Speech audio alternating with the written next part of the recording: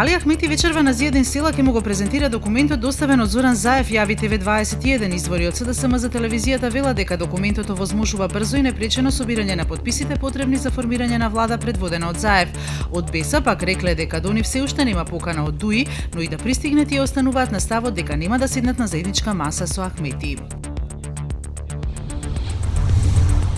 Неверојатни 8.400.000 денари е вредноста на двата договори склучени во 2011 и 2012 година од страна на поранешното општинско раководство на Центар, предводено од ВМРО ДПМН, за бркање на птици и чување на спомениците од Скопје 2014, соопштија од општината.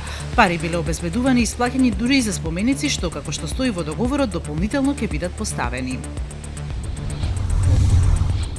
Новите анкети покажуваат дека Франсуа Фијон, кој се сметаше за сигурен победник на претседателските избори во Франција, ќе биде елиминиран од младиот независен кандидат Емануел Макрон. Причина е скандалот кој го доби името Пенелопа Гейт по неговата сопруга, според која тој ги вработил сопругата и двете деца и им платил 900.000 евра државни пари во текот на неколку години на фиктивни работни места.